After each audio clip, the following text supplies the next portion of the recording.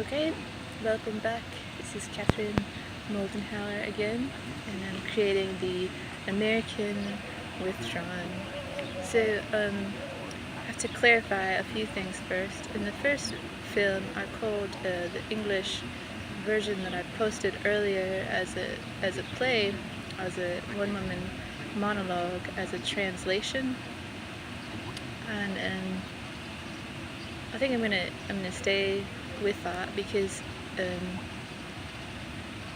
you have someone, you know, who lives several hundred years ago, and we know at the very least that agriculture was very different, and so, you know, we would think maybe her narrative might contain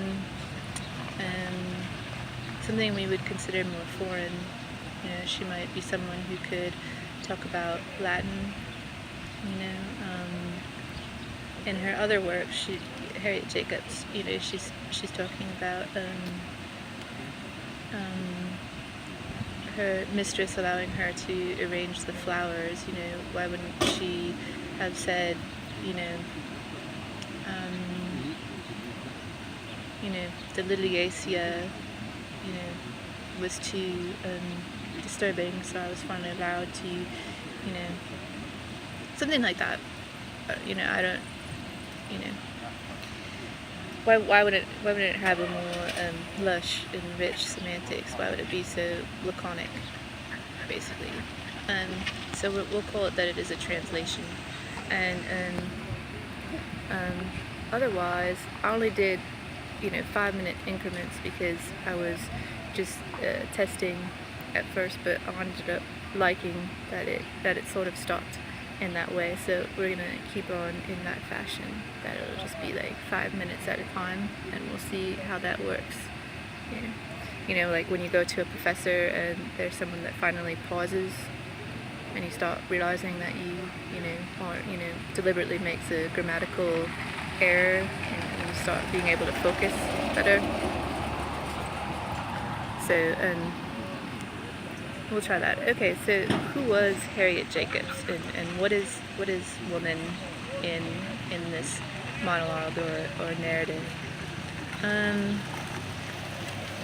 Well, for starting, there's two things that stand out for me as regards how we think about what she's saying as far as historic continuity. One, she asks her master if she can marry a free person who is socioculturally similar to her in some way. You know, he's someone who justifiably could, you know, be in her circumstance, but is not, and she wants to marry him. And you know, how do we start thinking about that? You know, in her narrative, she just says, she goes to her master, says, "May I marry this man?" And he tells her that she cannot. And that's all that's written.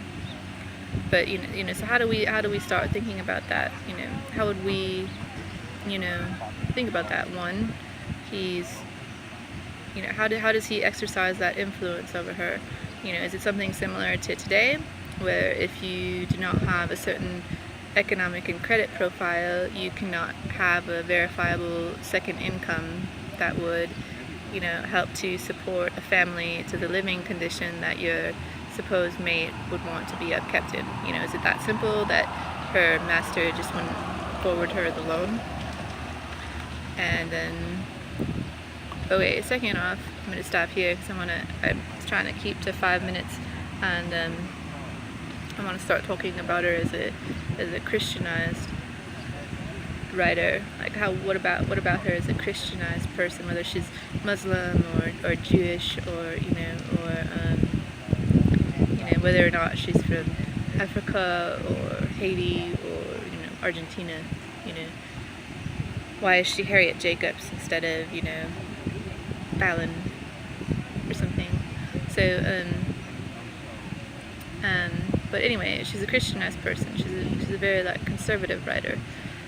We could say that about her. So we'll get to that in the next installment.